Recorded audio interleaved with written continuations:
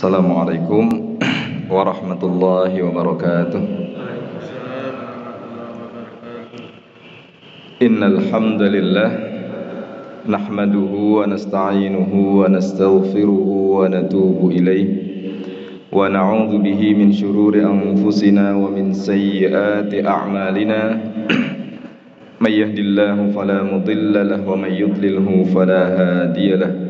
Ashhadu an la ilaha illallah wahdahu la syarika lah wa ashhadu anna Muhammadan abduhu wa rasuluhu la nabiyya ba'dah. Qala Allah ta'ala fil Qur'anil Karim, a'udzu billahi minasy syaithanir rajim. Ya ayyuhalladzina amanu taqullaha haqqa tuqatih wa la tamutunna illa wa antum muslimun, amma ba'd.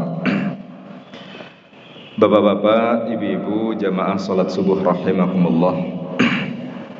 Marilah pada kesempatan yang mulia ini di bulan Ramadan, di waktu subuh ini, tidak lupa kita bersyukur kepada Allah Subhanahu wa taala atas segala nikmat yang Allah berikan.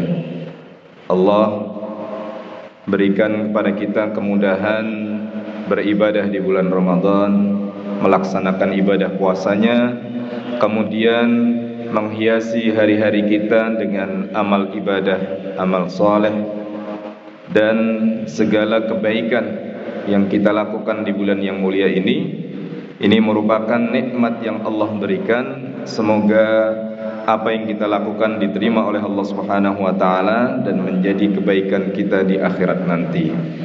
Kemudian salawat dan salam marilah kita sampaikan kepada Nabi kita Muhammad sallallahu alaihi wasallam, kepada para sahabat, keluarga dan seluruh pengikutnya yang berusaha untuk menghidupkan sunnah-sunnah beliau, khususnya di bulan yang mulia ini, waktu yang Allah berikan.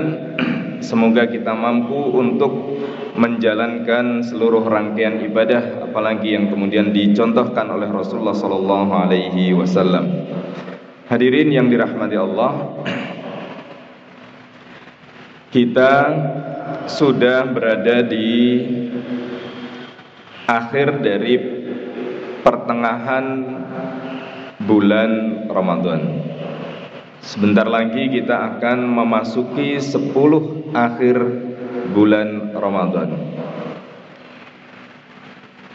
Hari-hari 10 itu banyak, atau ada beberapa 10 hari yang diistimewakan di dalam Islam. Ada 10 Dzulhijjah dari tanggal 1 sampai 10, dan juga 10 hari terakhir di bulan Ramadan.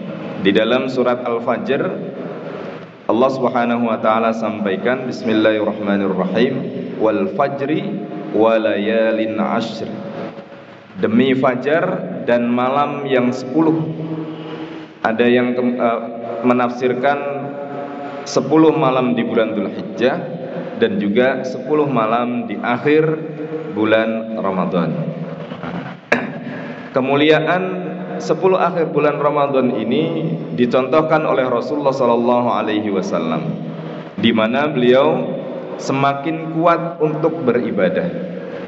Kita menyadari, Bapak Ibu yang dirahmati Allah, ibadah puasa di bulan Ramadan dengan rangkaiannya, karena mohon maaf, begitu kita masuk bulan Ramadan, yang kita kerjakan tidak hanya puasanya, puasa di siang harinya, kemudian malam yang rutin itu pasti salat atau qiyam Ramadannya, belum lagi kemudian tilawatul Qur'annya.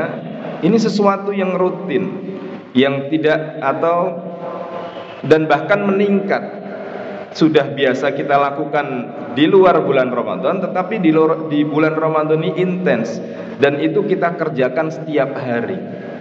Tentunya ini mengurangi waktu istirahat kita.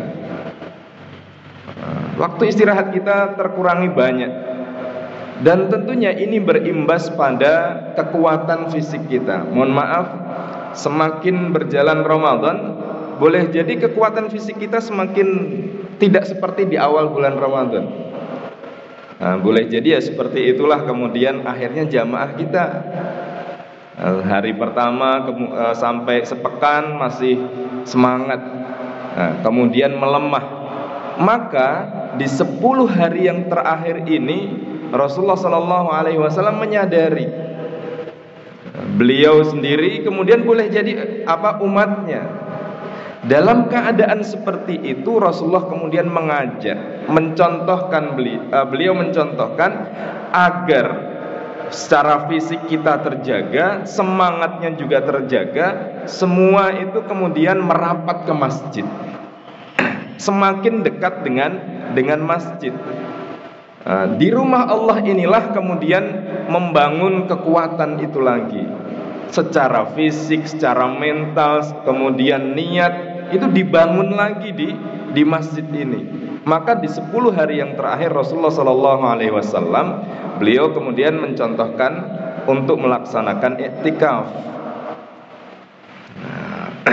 Kaitannya dengan masalah iktikaf ini, Rasulullah SAW di dalam sebuah sabdanya diceritakan dari istrinya Aisyah radhiyallahu anha, kana Nabi sallallahu alaihi wasallam idza dakhala al-'ashra shadda mi'zarahu wa ahya lailahu wa ayqadha ahlahu.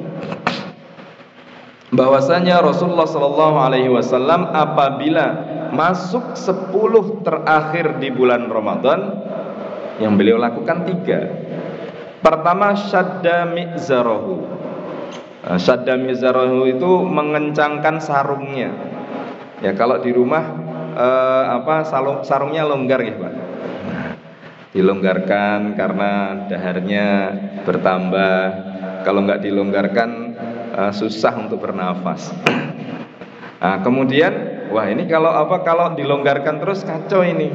Akhirnya dikencangkan. Ini ibarat permisalan di 10 hari yang terakhir sarungnya itu hampir tidak pernah longgar. Artinya ibadahnya kuat. Dikuatkan sarungnya, diikat dengan baik. Ini menunjukkan ibadahnya meningkat, kesiapan untuk beribadah. Kalau dalam hadis tentang bagaimana keutamaan 3 masjid itu kan juga seperti itu, menguatkan safar. Menguatkan safar ini tidak ada yang 3 masjid atau masjid yang pantas untuk dikunjungi dengan mengerahkan semua potensi, ya kecuali Masjidil Haram, Masjid Nabawi dan Masjidil Aqsa. Sama ini ibadah. Ibadah di 10 hari yang terakhir memang harus dijadwalkan, kemudian diprioritaskan, dikuatkan. Kalau ada istilah kita sering mengatakan bagaimana kita bisa meluangkan waktu. Meluangkan waktu ini sebenarnya juga membentuk persepsi kita. Ya kalau luang, kalau nggak luang ya enggak. Maka sebenarnya semua memang harus diprioritaskan, kemudian memang harus dijadwalkan dengan baik. Shadda mi'zarahu. Dan kemudian tidak cukup itu, wa ahya lailahu, dan menghidupkan malamnya. Malam di bulan Ramadan, alhamdulillah kita cukup dominan ibadahnya. Habis maghrib, kemudian ya mungkin pulang sebentar, melanjutkan buka puasa. Kalau buka puasanya di masjid, kembali ke rumah, persiapan untuk sholat isya. Setelah sholat isya kemudian kita lanjutkan qiyam Ramadan, sholat tarawih. Setelah itu tadarus Al-Quran bagi yang membaca Al-Quran bersama, atau dilanjutkan membaca Al-Quran di rumah. Itu sudah cukup larut. Habis itu sekitar jam 3 juga sudah bangun. Artinya malam ini juga sudah kita lakukan, dominan ibadahnya sudah baik. Tetapi di 10 yang terakhir itu lebih dihidupkan lagi. Tapi bukan berarti kemudian semalam tidak tidur. Aisyah radhiyallahu anha, beliau juga menceritakan bahwasanya Ma ra'aitu Rasulullah sallallahu alaihi wasallam qama lailatan hatta as-subah wa ma shoma syahran mutatabi'an illa Ramadan. Aku tidak melihat Rasulullah sallallahu alaihi wasallam melaksanakan sholat malam itu sampai subuh. Sholat malam terus. Kan ada sebuah kisah 3 orang. Ada 3 orang yang datang ke rumahnya Nabi. Kebetulan Nabi tidak ada, yang ada hanya istrinya. Kemudian mereka bertanya kepada istrinya, bagaimana keseharian Nabi? Ibadah Nabi setiap hari itu seperti apa? Setelah kemudian masing-masing istrinya menceritakan Nabi itu pagi sampai malam seperti ini, maka kemudian ketiganya yataqallunaha, menganggap ringan, menganggap kecil, menganggap remeh apa yang dilakukan oleh Rasul. Nabi kok seperti ini? Mereka berpikir Nabi itu di rumah ya ibadahnya kenceng, sehari-hariannya habis untuk ibadah. Mereka menganggap, oh kok Nabi seperti ini? Akhirnya masing-masing membanggakan apa yang mereka lakukan. Yang pertama mengatakan asumu wala uftir. Saya kalau puasa nggak pakai buka, kuat. Masa cuma maghrib, isya pun lewat. Kalau bisa ya sampai malam atau besok lagi. Yang satu mengatakan aqumu wala anam. Saya sholat malam dan tidak tidur. Oh, malam kita dimanfaatkan dengan sebaik-baiknya. Malam sholat terus. Yang ketiga mengatakan wa ana la atazawwajun nisa. Saya tidak punya istri. Saya tidak mau nikah. Nikah ganggu ibadah. Ternyata ketika mereka mengatakan seperti itu, Rasulullah ada di belakang. Apakah kalian yang mengatakan seperti ini? Benar Rasulullah, kami mengatakan seperti itu. Maka kemudian Rasulullah mengatakan, ketahuilah bahwasanya ana atqakum lillah wa akhsyakum ilallah. Saya adalah orang yang paling takwa di antara kalian dan yang paling takut kepada Allah. Tetapi asumu wa uftir. Saya puasa dan berbuka. Jadi memang puasa dalam Islam itu tetap memperhatikan sunnatullah. Yang ditahan itu tidak hanya waktu yang terbatas, tidak full 1 bulan full, tidak. Hanya waktu yang terbatas, fajar, maghrib. Setelah itu buka semua. Meskipun non sewu kadang-kadang begitu berbuka lupa puasanya. Dari fajar sampai subuh sampai maghrib itu semua ditahan, tidak makan, tidak minum dan lain sebagainya. Begitu azan maghrib semuanya itu dilahap. Lupa dengan esensi puasa. Kemudian yang kedua, kemudian Rasulullah melanjutkan, aqumu wa anam. Saya sholat malam dan tidur. Jadi semalam tidak dipakai untuk ibadah full, tetapi ada jeda waktu, ada waktu istirahatnya.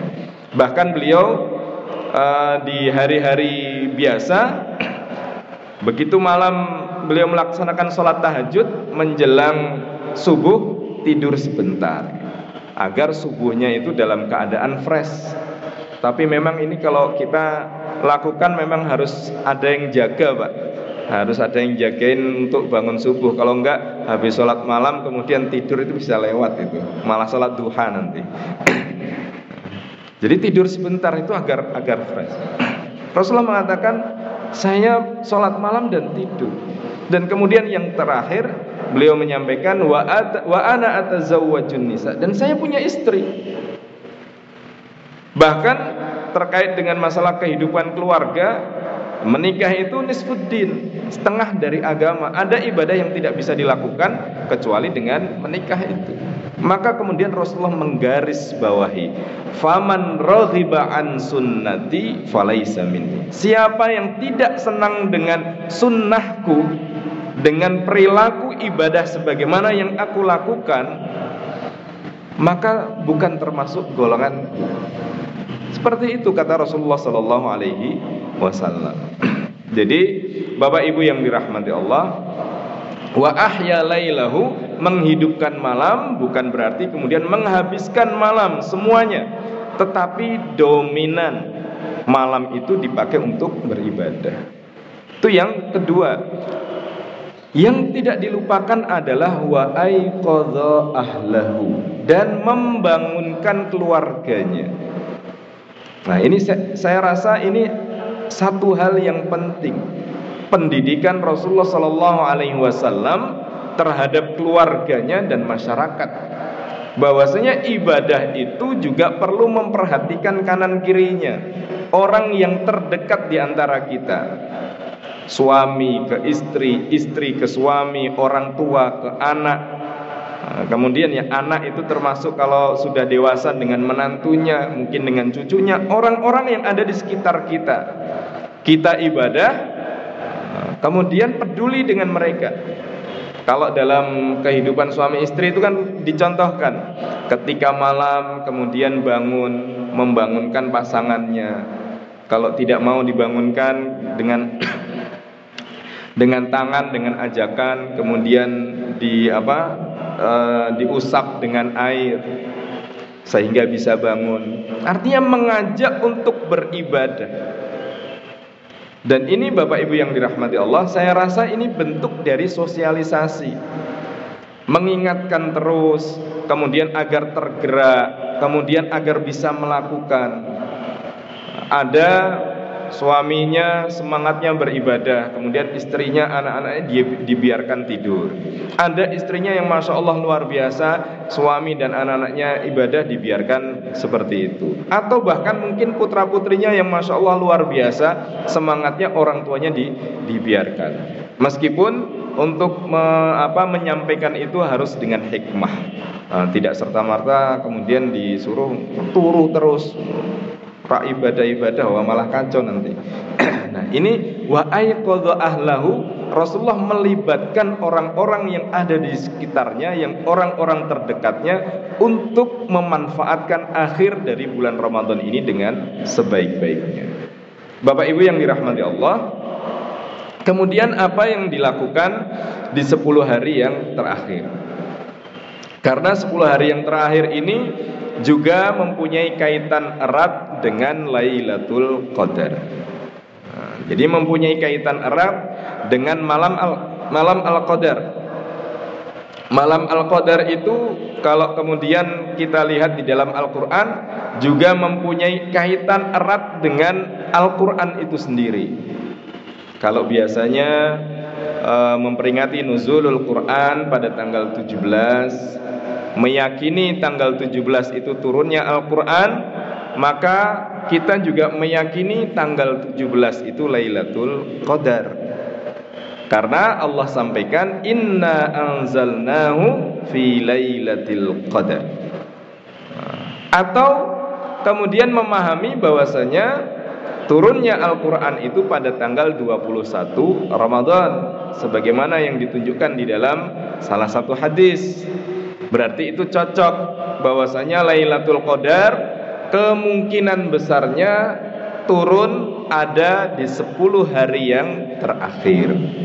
10 hari yang terakhir dikerucutkan pada malam-malam ganjil. Malam-malam ganjil lebih dikerucutkan lagi tanggal 27 dan 29.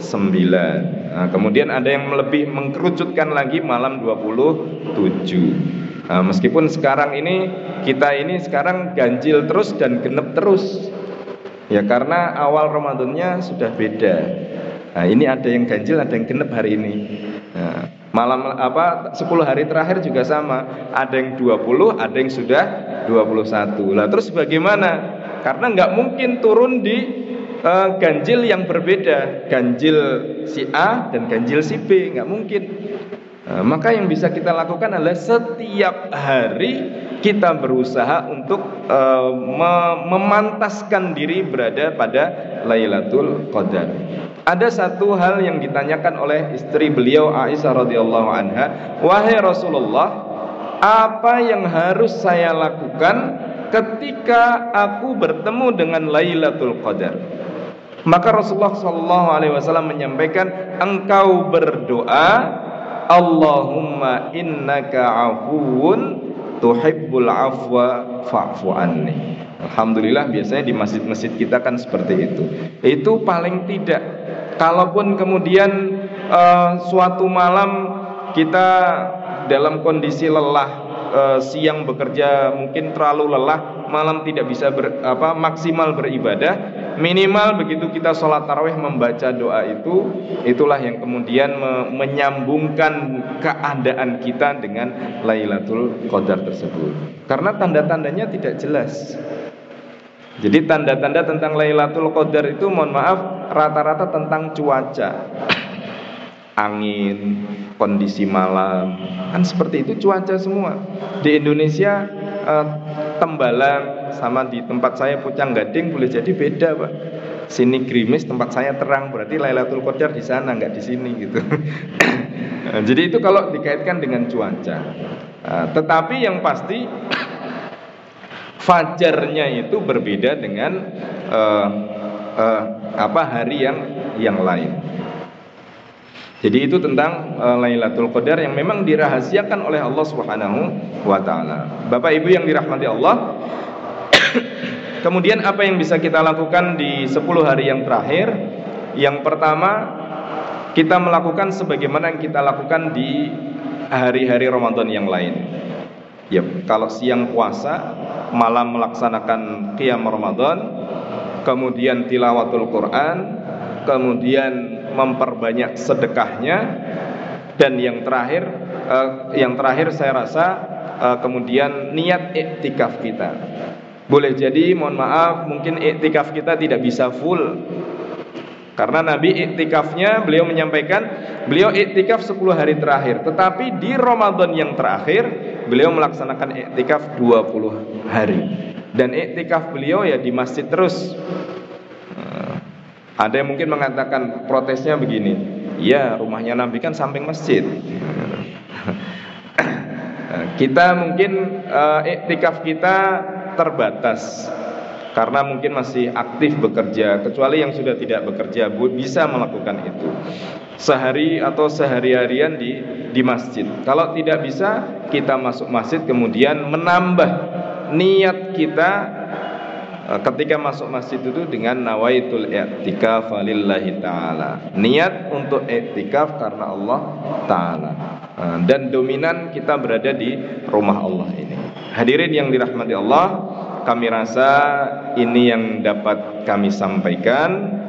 Semoga kita diberikan kekuatan oleh Allah Subhanahu wa taala, jasmani dan rohani kita di akhir bulan Ramadan ini untuk tetap beribadah kepadanya, mengharap rahmatnya, ampunannya, hidayahnya, agar kehidupan yang kita inginkan sebagai la'allakum tattaqun, orang-orang yang bertakwa, orang-orang yang menyadari tujuan hidupnya, yang harus berhati-hati dan menggapai cita-cita itu dengan sekuat-kuatnya, dikabulkan oleh Allah Subhanahu wa taala, menjadi modal kita, zat kita di dalam kehidupan ini menghadapi 11 bulan yang akan datang. Kekuatan spiritual ini menjadi modal yang kuat untuk menghadapi kehidupan dalam seluruh dimensinya. Kalau tidak ada kekuatan spiritual, kekuatan ruhiyah ini, kita berat. Kehidupan ini semakin kompleks, dan yang kita hadapi juga kadang-kadang ada yang terlihat dan tidak terlihat. Kalau dulu yang kita hadapi yang tidak terlihat itu setan. Nah, sekarang yang ada di sini yang nggak terlihat juga banyak gitu. Kita nanan orang atau enggak gitu, atau mesin kan nggak tahu, menghancurkan seluruh sendi-sendi kehidupan berbangsa bernegara yang begitu luar biasa. Kami rasa ini yang dapat kami sampaikan. Mungkin kalau masih ada waktu, monggo kalau ada tanya jawab. Wallahu a'lam.